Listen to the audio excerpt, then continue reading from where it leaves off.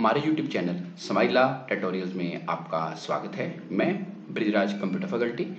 आज की इस वीडियो में हम subject computer science class 9th chapter 3 e governance and cyber safety में इस चैप्टर के शॉर्ट आंसर क्वेश्चंस और लॉन्ग आंसर क्वेश्चन पढ़ेंगे। तो आओ शुरू करते हैं।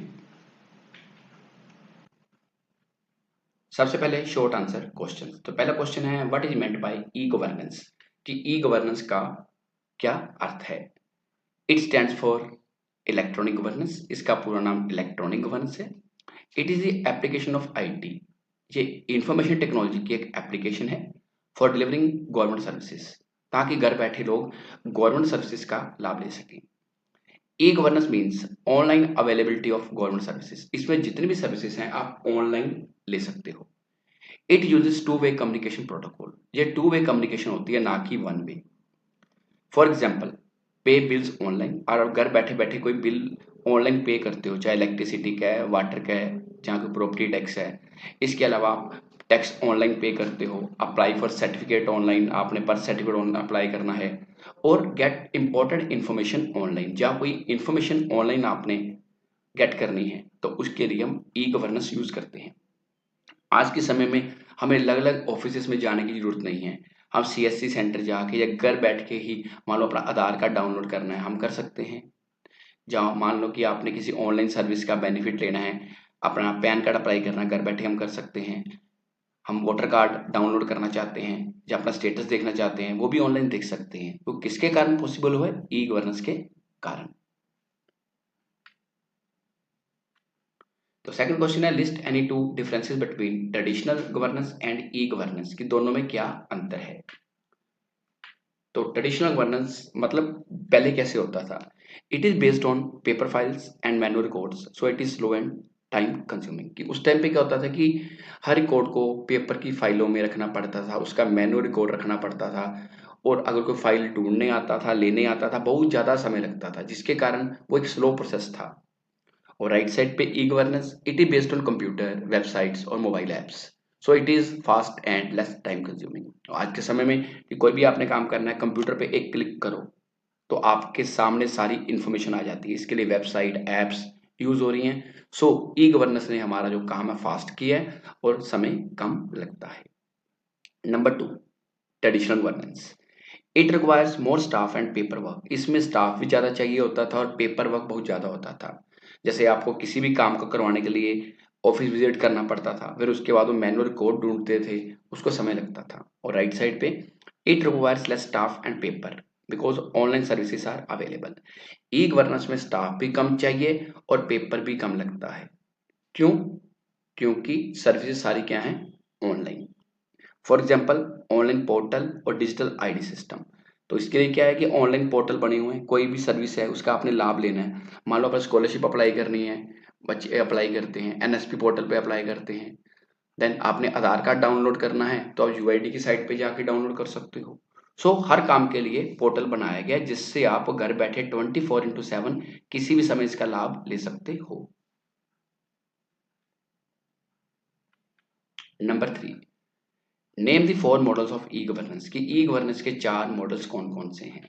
नंबर 1 है G2C, इसका नाम है, फुल फॉर्म है government to citizens. It refers to all services that the government provide directly to citizen, सरकार की तरफ से जितनी भी सर्विसेज ऑनलाइन प्रोवाइड की जाती है सिटीजन्स को, उसको बोलते हैं G2C। आगे लॉन्ग आंसर क्वेश्चन भी इसके बारे में पढ़ेंगे।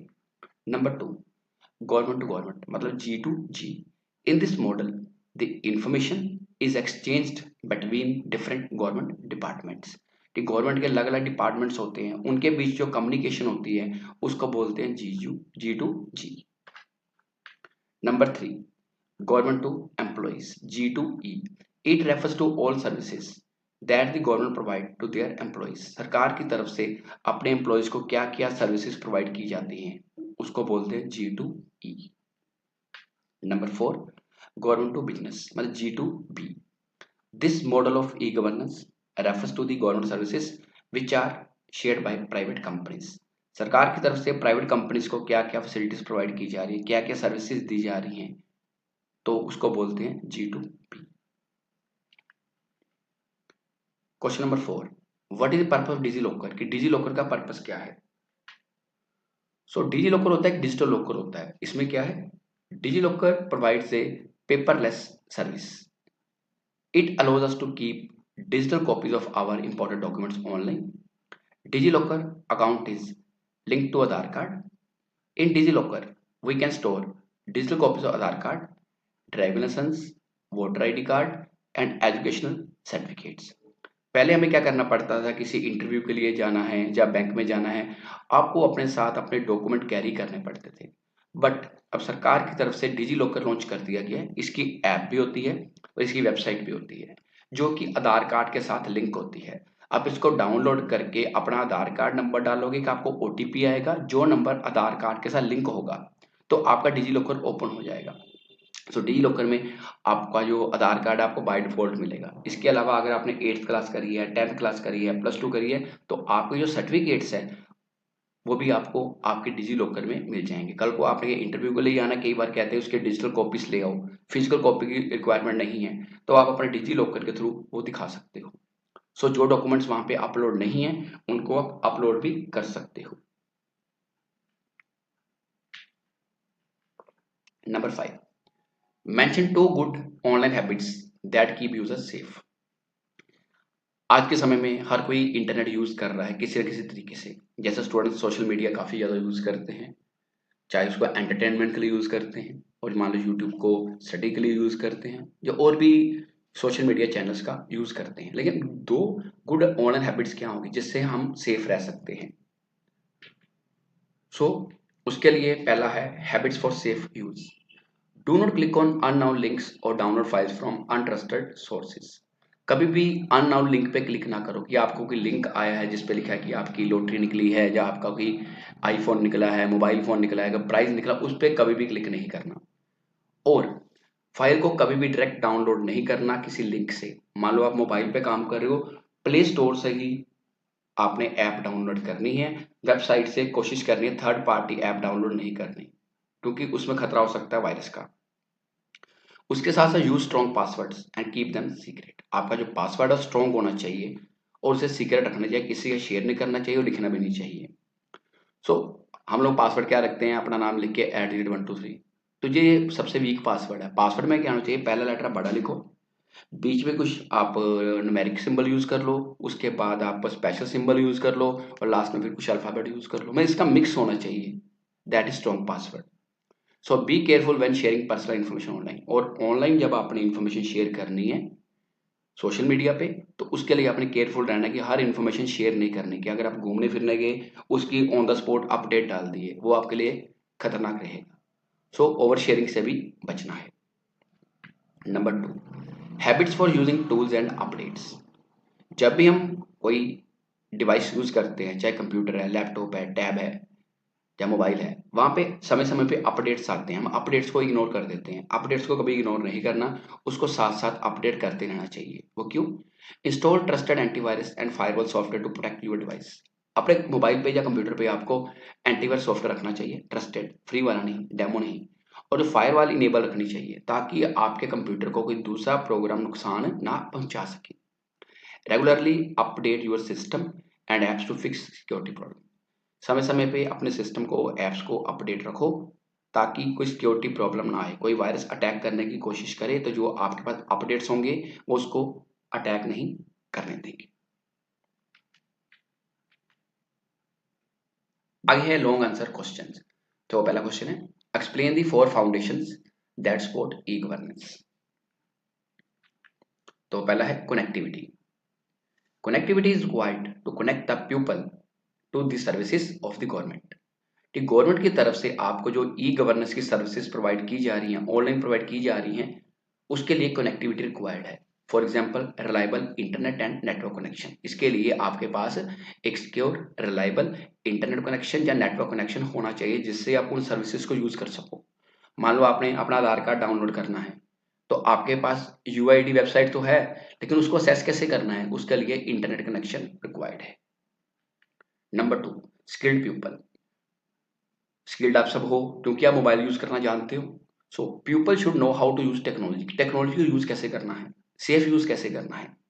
Government staff and citizen must be trained. इसके लिए जो गवर्नमेंट स्टाफ है और जो सिटीजन है, नागरिक, और ट्रेंड होने चाहिए। फॉर एग्जाम्पल, जब भी ई गवर्नेंस उन्होंने बनानी है उसके लिए इंजीनियर्स चाहिए, सॉफ्टवेयर एक्सपर्ट्स चाहिए और ट्रेंड गवर्नमेंट स्टाफ चाहिए जो उन सर्विसेज को यूज कर सके। Number 3, data and content. This includes all the data, forms and services provided online. इसमें जितने भी सर्विसेज आपको सरकार की तरफ से दी जा रही हैं, डाटा दिया जा रहा है, फॉर्म ऑनलाइन प्रोवाइड किए जा रहे हैं, वो आएंगे। For example, accurate and updated database required. Database होता है बैक एंड पे डाटा की, जो भी डाटा आप ऑनलाइन फिल कर रहे हो बिल्कुल सही होना चाहिए और समय समय पे अपडेट होते रहना चाहिए। मान लो किसी ने रिक्वेस्ट डाली कि मैंने बर्थ सर्टिफिकेट में कोई चेंज करवाई है, वो पहले मैनुअल काम चलता था, रजिस्टर में नोट होता था। आजकल क्या है कि जैसे ही आप ऑनलाइन अपनी एप्लीकेशन दोगे सुविधा सेंटर में, तो विद इन सम टाइम, जहाँ आप लोगों उन्होंने टाइम दे दिया कि 1 वीक बाद आप अपना सर्टिफिकेट डाउनलोड कर सकते हो या लेके जा सकते हो, तो मतलब है कि वो साथ साथ जो आपका डाटा है वो अपडेट हो जाएगा। Number 4, investment. It means money use by government to provide their services. कि सरकार की तरफ से जो पैसा यूज किया जा रहा है सर्विसेज यूज करने के लिए। For example, setting up online platforms and maintaining servers. इसके लिए सरकार को ऑनलाइन प्लेटफॉर्म परचेज करने पड़ते हैं और सर्वर लगाने पड़ते हैं ताकि आपका डाटा उनके पास सेफ रहे और जब आपको जरूरत पड़े आप उस एप्लीकेशन का लाभ ले सको। Number 2, describe the 4 models of e governance with 1 example for each. कि ई गवर्नेंस के 4 मॉडल्स हम पहले भी शॉर्ट आंसर क्वेश्चन में पढ़ के आए हैं, अब इसको लॉन्ग में देखते हैं विद एग्जाम्पल। सो पहला है G2C, government to citizen. It refers to all services that the government provide directly to citizens. For example, payment of online bills such electricity, water या टेलीफोन बिल्स। ये सरकार की तरफ से उसके नागरिकों को जो डायरेक्ट सर्विसेज प्रोवाइड की जा रही है घर बैठे, उसको बोलते हैं G2C। जैसे आप ऑनलाइन बिल पे करते हो घर बैठ के, चाहे इलेक्ट्रिसिटी का है, पानी का है, मोबाइल का, पोस्ट पेड का, जहाँ टेलीफोन का, तो या इसके अलावा और कोई बिल आप सरकारी पे करते हो तो उसको बोलेंगे G2C। Number 2, government to government. In this model, the information is exchanged between different government departments. For example, information may flow between police and transport department. कि हमारे गवर्नमेंट के काफी डिपार्टमेंट है, जैसे हम स्कूल में टीचर्स हैं, हम स्कूल एजुकेशन डिपार्टमेंट है। देन एडमिनिस्ट्रेशन में DC ऑफिस, SDM ऑफिस वगैरह आ जाते हैं। इसके अलावा जो ट्रांसपोर्ट डिपार्टमेंट है, कोई आपने लाइसेंस अपना बनाना है, उसके लिए किसी का चलान हो जाता है, वो आपने फिल करना है। तो इसलिए गवर्नमेंट के जो अलग अलग डिपार्टमेंट है ये आपस में लिंक होते हैं। जब ये इंफॉर्मेशन एक दूसरे के साथ एक्सचेंज करते हैं तो उस मॉडल को बोलते हैं G2G। कि इनको फिजिकली जाने की जरूरत नहीं पड़ती, ऑनलाइन कम्युनिकेशन के थ्रू ही सारा काम आजकल हो जाता है, तो उसको बोलेंगे G2G। अब एग्जाम्पल दी है कि इंफॉर्मेशन में flow between police and transport ward. मान लो कि किसी की गाड़ी का चलान हुआ है, चलान किसने किया? पुलिस ने। अब वो चलान ऑनलाइन पहुंचेगा ट्रांसपोर्ट डिपार्टमेंट के पास, तो इसको बोलेंगे G2G। Number 3, government to employees, G2E। This model of e governance refers to the government services which are shared by employees of government. For example, attendance of employees, apply for leave, या view salary statement। जो services सरकार की तरफ से उसके employees को provide की जाती हैं उनको बोलते हैं G2E। जैसे टीचर्स की ऑनलाइन अटेंडेंस लगती है M स्टार ऐप पे, पहले ई पंजाब पे लगती थी, उससे पहले ऑनलाइन लगती थी बायोमेट्रिक के थ्रू, तो वो आप कह सकते हो कि G2E है। इसके अलावा किसी एम्प्लॉय ने छुट्टी के लिए अप्लाई करना है, वो भी उनकी ऑनलाइन मान लो ई पंजाब पे अप्लाई हो रही है या IHRMS पे अप्लाई हो रही है, दैट इज आल्सो G2E। और किसी एम्प्लॉय को पूरा साल कितनी सैलरी मिली उसकी स्टेटमेंट निकालनी है IHRMS से या IOMS पोर्टल से, जो भी ऑनलाइन प्लेटफॉर्म सरकार की तरफ से प्रोवाइड किया जा रहा है, तो उसको बोलेंगे G2E। जो काम पहले मैनुअली करने पड़ते थे अब ऑनलाइन हो रहे हैं, तो वो हर एक को बेनिफिट हो रहा है। और चौथा लास्ट पॉइंट है G2B, government to business. This model of e governance refers to the government services which are shared by private companies. कि सरकार की तरफ से प्राइवेट कंपनीज को जो सर्विसेज प्रोवाइड की जाती हैं उसको बोलते हैं G2B। फॉर एग्जांपल, जैसे उनकी तरफ से प्राइवेट कंपनी की तरफ से टैक्स पे की जाए तो ऑनलाइन, जब उन्होंने किसी लाइसेंस के लिए अप्लाई करना है तो वो भी क्या होगा? G2B। क्वेश्चन नंबर 3 है right A short note on national, state and local E services with examples. National level e services. E-governance services at national level are provided by central government. For example banking services, Aadhaar services, passport services और DigiLocker. T central government के द्वारा जो services हमें provide की जाती हैं उनको बोलते हैं नेशनल लेवल ई सर्विसेज। जैसे आपने बैंक की सर्विसेज यूज करनी है, आधार कार्ड को डाउनलोड करना है, अपडेट करवाना है, आपने पासपोर्ट बनवाना अपना, या डिजिलॉकर में जो डॉक्यूमेंट्स आपने देखने हैं, तो ये आपकी सर्विसेज है नेशनल लेवल। उसके बाद है state level. E governance services at state level are provided by state government, जो स्टेट गवर्नमेंट की तरफ से प्रोवाइड की जाती है। फॉर एग्जांपल जैसे सेल टैक्स जमा करवाना है, एम्प्लॉय डेवलपमेंट टैक्स जमा करवाना है, जो ई रजिस्ट्री है या ई फर्द है वो निकलवानी है, तो उसके लिए स्टेट लेवल सर्विसेज यूज होती हैं। पहले हमें रजिस्ट्री के लिए अलग अलग ऑफिस में जाना पड़ता था, अब आप ऑनलाइन ही उसका स्टेटस देख सकते हो। Number 4, local level e services. Government services at local level are provided by local bodies in different sectors of rural and urban areas, की शहरों में और गांवों में ये सर्विसेज आपको प्रोवाइड की जाती है। फॉर एग्जांपल जैसे बर्थ सर्टिफिकेट इशू करवाना है, प्रॉपर्टी टैक्स ऑनलाइन पे करना है, तो ये आपकी होगी local level e services. Number 4, what is cyber crime? Explain 2 ways a computer can be involve in cyber crime. Cyber crime होता क्या है और कंप्यूटर कैसे इन्वॉल्व हो सकता है साइबर क्राइम में। Cyber crime is also called computer crime. It is a crime that involves a computer and network. ये वो क्राइम है जिसमें कंप्यूटर, नेटवर्क, मोबाइल या इंटरनेट डिवाइसेज यूज हो सकती हैं। इट इंक्लूड्स लाइक हैकिंग, कोई आपका अकाउंट हैक कर सकता है, कोई ऑनलाइन फ्रॉड हो गया आपके साथ, जहाँ आपके कंप्यूटर मोबाइल में किसी ने वायरस स्प्रेड कर दिया है, तो होता है साइबर क्राइम। साइबर क्राइम कभी भी एक्सपर्ट के कारण नहीं होता, वो हमारी अपनी गलती के कारण होता है कि हम कई बार लालच में आ जाते हैं, जब हम उस चीज़ की नॉलेज नहीं है। सो साइबर क्राइम तभी होता है। सो आपने इंटरनेट को यूज़ करना है, सेफली यूज़ करना है, सिक्योरली यूज़ करना है, तो कभी भी आपके साथ साइबर क्राइम नहीं होगा। कोई अननोन लिंक आता है उस पर कभी भी क्लिक नहीं करना। वो साइट्स ओपन करनी है जिसकी आपको नॉलेज है, जब वो ऐप्स आपने प्ले स्टोर से डाउनलोड करनी है जिसका आपको यूज़ है। ऐसे अगर अलग अलग साइट्स आप विजिट करते रहोगे, लिंक्स पे क्लिक करते रहोगे, तो साइबर क्राइम होगा ही होगा। 2 ways a computer can be involved in cybercrime. Number 1, computer as a target. In this case, the computer itself is attacked. इसमें क्या होता है, जो आपका कंप्यूटर है उस पर अटैक हो जाता है। जैसे पहले आपको बताया, हमारी अपनी गलती के कारण ही साइबर क्राइम होता है। हैकिंग इनटू सिस्टम, आपका सिस्टम हैक हो गया है। स्प्रेडिंग वायरस, आपके कंप्यूटर में वायरस आ गया है। जस्ट स्टीलिंग डाटा, किसी ने आपका डाटा चुरा लिया है। The aim is to damage data of a computer. इनका मेन एम क्या होता है कि आपके कंप्यूटर के डाटा को डैमेज करना। Number 2, computer as a tool. Computer as a tool अगर आपके साथ साइबर क्राइम कर रहा है, फॉर एग्जांपल जैसे बताता हूँ कि computer is also used to commit a crime. ये कंप्यूटर का यूज क्राइम के लिए भी यूज होता है। For example sending phishing email, कोई आपको फिशिंग ईमेल भेजता है फंसाने के लिए कि आपको लालच देके इस लिंक पे क्लिक करो, आपको कोई गिफ्ट मिलेगा, आईफोन मिलेगा, या आपकी लॉटरी निकली है। ऑनलाइन स्कैम, किसी ऑनलाइन स्कैम हो जाता है, या साइबर बुलिंग, ठीक, किसी की कोई वीडियो बना के उसको हरास करना, ब्लैकमेल करना।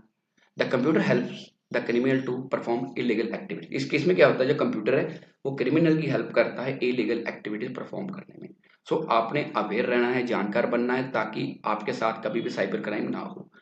कई बार मैसेज आता है कि आपका जी चलान हो गया है व्हाट्सएप पे कभी भी चलान नहीं आएगा, वो टेक्स्ट मैसेज आता है। आप जैसे ही उस फाइल पे क्लिक करोगे, वो चेक करना, वो एपीके फाइल होगी। एपीके फाइल का मतलब कि आपने उस फाइल पे क्लिक किया नहीं, आपका व्हाट्सएप पूरा फोन हैक हो जाएगा। सो एपीके फाइल कभी आपको एज ए लिंक आए, उस पर कभी भी क्लिक नहीं करना, चाहे जितना मर्जी आपको लालच दिया जाए या डराया जाए कि ये फाइल इस तरह की है, उस पर क्लिक नहीं करना। क्योंकि अगर आपने एपीके फाइल पे क्लिक कर दिया, वो फाइल आपके मोबाइल में आ गई, तो वो जस्ट लाइक वायरस आपके पूरे मोबाइल में फैल जाएगी और आपके फोन का जो डाटा है वो पूरा चोरी हो जाएगा, तो आपका कंट्रोल उस पर रहेगा ही नहीं, और फाइनेंशियल नुकसान भी हो सकता है। सो इस चीज का ध्यान रखना है।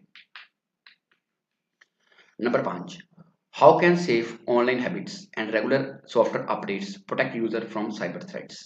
ये आपकी ऑनलाइन हैबिट कैसी होनी चाहिए, या रेगुलर सॉफ्टवेयर अपडेट कैसे करके आप साइबर थ्रेट से बच सकते हो। तो हैबिट्स में पहला क्या आ जाएगा, safe online habits help protect personal information from hacker. अगर आपको सेफ ऑनलाइन हैबिट है तो आप अपनी पर्सनल इंफॉर्मेशन हैकर से बचा सकते हो। वो कभी भी अपना मोबाइल नंबर, आधार कार्ड वगैरह आपने ऑनलाइन शेयर नहीं करना। जहां तक कि डेट ऑफ बर्थ भी पूरी शेयर मत करो, सिंपल डे शेयर कर दो, पूरी डेट शेयर करने की जरूरत नहीं है। Number 2, do not download files from untrusted websites. जो वेबसाइट्स अनट्रस्टेड होती हैं, थर्ड पार्टी वेबसाइट्स होती हैं, वहां से कभी भी कुछ सॉफ्टवेयर डाउनलोड ना करो, फाइल डाउनलोड ना करो। उन्हीं साइट से करो जिसकी आपको नॉलेज है। मान लो पीएससीबी की कोई ई बुक डाउनलोड करनी है, मैं पीएससीबी की साइट पे जाऊंगा, मैं गूगल पे सर्च नहीं करूंगा। Number 3, use strong password to keep account secure. हमेशा स्ट्रॉन्ग पासवर्ड यूज करो। पहले भी बताया कि आपके पासवर्ड में पहला लेटर बड़ा होना चाहिए, उसमें नंबर होने चाहिए, स्पेशल कैरेक्टर होने चाहिए और छोटे लेटर भी मिक्स होने चाहिए। वो आपका स्ट्रॉन्ग पासवर्ड होगा। उसको सीक्रेट रखना, किसी के साथ शेयर नहीं करना। नंबर 4, नेवर शेयर ओटीपी और पासवर्ड विद एनीवन। कभी भी ओटीपी और पासवर्ड किसी के साथ शेयर नहीं करना। लेकिन हम अपना ओटीपी शेयर करते हैं।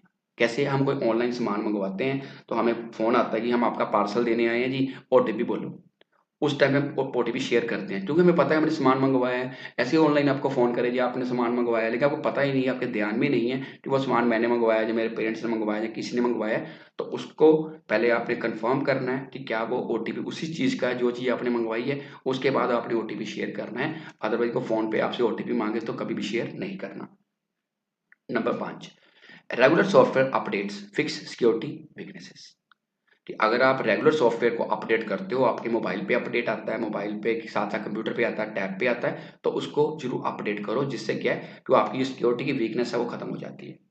तो कोई भी प्रोग्राम अटैक नहीं कर सकता, वायरस अटैक नहीं कर सकता। Number 6, updates protect devices from new viruses and cyber attacks. Daily नए वायरस प्रोड्यूस होते हैं जो नुकसानदायक हो सकते हैं। अगर आप अपने सॉफ्टवेयर को अपडेट करते हो, डिवाइस पे अपडेट करते हो सॉफ्टवेयर, तो उससे क्या होगा, जो नए वायरस हैं या साइबर अटैक आपके डिवाइस को हैक नहीं कर सकते। नंबर 7 और लास्ट पॉइंट है, antivirus and firewall update block harmful programs. आपके फोन में अगर एंटीवायरस है, कंप्यूटर में फायरवॉल इनेबल है, तो कोई हार्मफुल प्रोग्राम जो है वो आपके सिस्टम में अटैक नहीं कर पाएगा। उनको एंटीवायरस और फायरवॉल जो है ब्लॉक कर देंगे। सो आज के लिए इतना ही।